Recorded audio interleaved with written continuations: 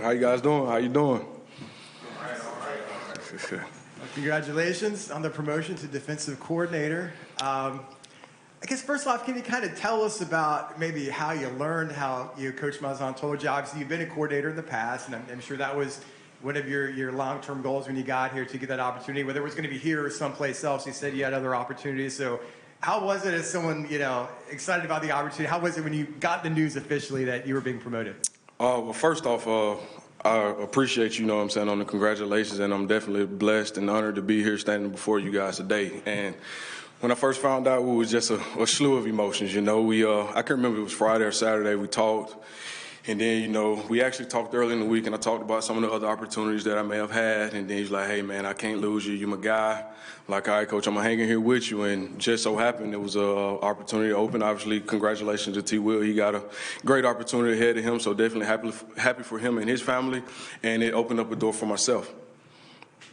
Addison, how is your defense going to be different than the previous 2 years under Travis Williams in the CF's defense?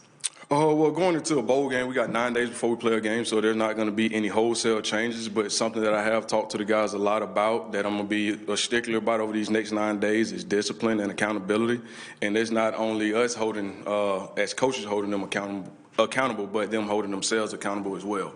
And then from there, as we get into the spring, we'll be a lot similar to what we are now, but it's going to be some different things. I have some different beliefs and things that I've done in the past, and we'll get together with the other coaches that we bring in as well and put a plan together and help put the guys in the best position possible to be successful. You mentioned discipline and accountability. This could be part of the answer to the question I'm about to ask, but as a coach, is there like a certain slogan or mantra for you, or some sort of an identity that people could relate to in your coaching style? My coaching style, I'm more of that quiet, confident guy. But if I need to get loud and, get rowdy with the guys, I can do that as well. But the biggest thing is that I'm a confident guy, and I want my players to play confident. And so one thing I can tell you, because anybody can get up here and tell you, hey, we're going to be aggressive, we're going to fly around, we're going to do this, we're going to do that. But my biggest thing is being sound in what we're doing, the guys being well coached, and like I said, being disciplined. And it's my job to situationally put the guys in the best position possible to be successful. Coach, how important you think it is, the relationship you've built with the players on this team over the years? You started off as a defensive back coach, got elevated into an assistant head coaching role. Now you're at the defensive coordinator. So every year you've had new responsibilities. How do you feel like that's going to help you benefit in this role right now? It's definitely going to help benefit because obviously being just a defensive back coach, I try my best to relate to all the guys on the team. It don't matter whether they're a quarterback, whether they're a kicker, whether they're a punter, long snapper. And that's something that I've prided myself on over the course of my career. And so just building those relationships throughout the building allows my job to be that much easier because, and I said the other day when I told the team, after Coach told the team that, from the reaction that they gave, I feel like they understand that I do have their best I have their best intentions impossible, you know what I'm saying?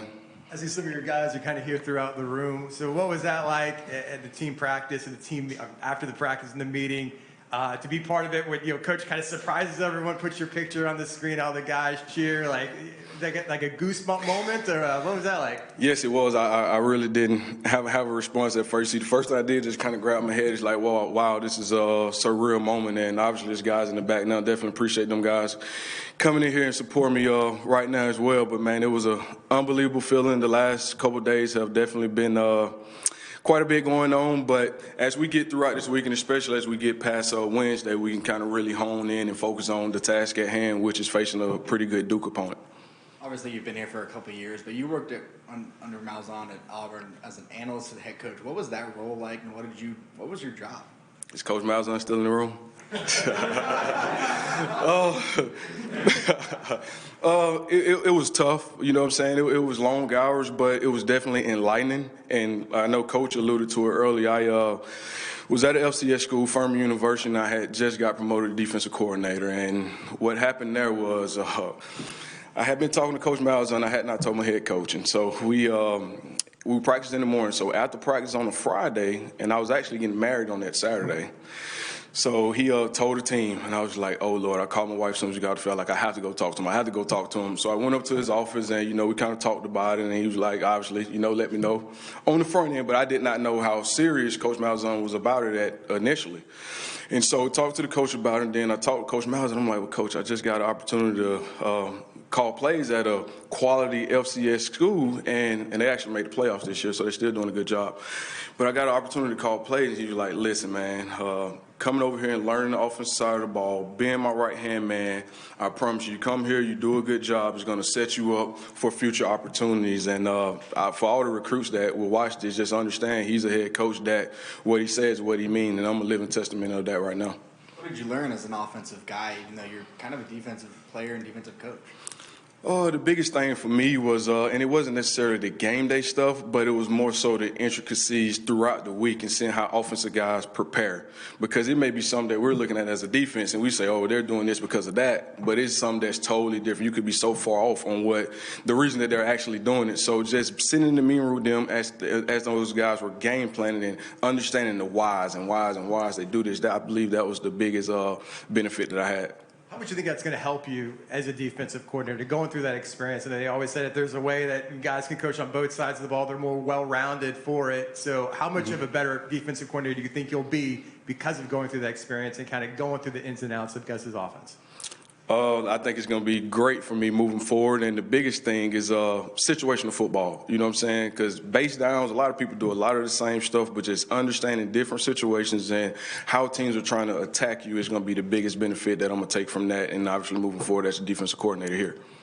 Coach, what do you feel like you need to focus on this week? Just to kind of keep it simple, I know you'll be calling plays, I'm assuming, for the bowl game. What do you have to do just to kind of keep it simple for the guys so they can just go out, play fast, and play with a lot of excitement?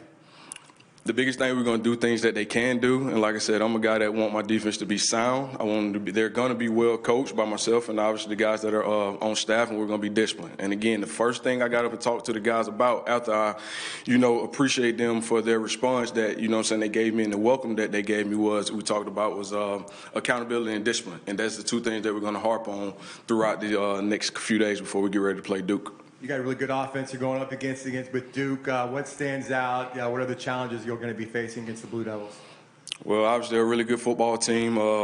Won 8 games, and the 4 games that they lost were all within a 7-point game, 1-possession game. So that tells you a lot about those guys right there.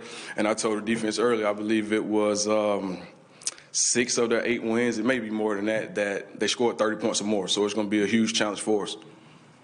Have you decided, future responsibility, you're still going to coach corners? Is that still probably what you're going to do going forward next season, or is it kind of up in the air about individual positions amongst defensive coaches? Well, I've always told myself once I get this opportunity, because a lot of guys, when they get a coordinator spot, they kind of want to walk around and oversee, which I think has benefited that too. But I've always told myself that I would never get outside the meeting room. That's my comfort zone. That's what I love, and I'm going to continue to coach defensive backs. In linebackers, who's helping you out for the bowl game? You got one of the GAs or analysts or anyone kind of assisting in that role? So what we did, Coach Gibbs is a veteran guy. He's been a defensive coordinator at multiple spots. He's coaching in the NFL, and so he has great experience, obviously in the secondary, but he understands everything that's going on the defense. And so he's been moved down to linebackers. Charles Moore has been elevated. He's helping Coach Gibbs with the linebackers. And then you have Jeremiah Denson, who's a former player at Auburn, a really good player for them. He's helping me in the secondary. Coach, can you talk about how attractive this opportunity was? I know you're already here at UCF, but even if you were an outside candidate, how excited are you to be at a program like this, transitioning to the Big 12 with a lot of athletes, both experienced and young? Just talk about just the position itself. How excited are you to be in this role as the defensive coordinator at UCF? It's very exciting. First off, just being in Orlando as itself, you know what I'm saying? This is obviously a destination place that people from around the world come and visit every year. And just having the opportunity to live in a place like this, coach the guys that we are coaching is just an unbelievable opportunity, man. We got really, really good guys. And a lot of times you think, hey, going to Florida, it may be this, you may deal with this problem, that problem. That's not true. That's definitely a myth. We got awesome guys here, and definitely excited to have my impact grow on this team, as being a defensive coordinator. It's one thing to coach the defensive backs and have an impact on them and have a little impact on other guys, but being a defensive coordinator, my influence and just my way of doing things, I think can pass over to a lot more people, and I think it'll be beneficial for everybody involved. How good has the recruiting element been? I mean, I know you have a relationship with a lot of the guys that are going to sign on Wednesday, but how's that been over the last 24 hours, calling some of those guys up, letting them know the plan and, heading into Wednesday? Well, it's been a lot going on over the last 24 hours for sure. Obviously, got a game in 9 days, so trying to make sure we spend enough time on that, but then also getting on the phone with every defensive recruit that we are recruiting, all our commits, and that's something that we have done and will continue to do up until signing day. Then obviously you have some other guys, the portal guys, that we'll continue to stay in contact with them because some guys are making decisions today. Some guys won't be making decisions till within the coming weeks. So just continue to stay in touch with all those guys. Do you feel like the relationship you've built on the recruiting trail with these guys will help you keep this 23 class together, even though despite of the coaching changes? Absolutely, I do feel like it will, and I have a relationship with a lot of those guys. Obviously, some deeper than others, being the defensive backs, but guys at the other positions, I'm definitely over the next few days going to try to do everything I can to keep those guys aboard. Obviously, we targeted those guys for a reason, and we're going to continue to recruit the crap out of them and try to get them here. All right. Thank you, Coach. Thank you. Appreciate y'all.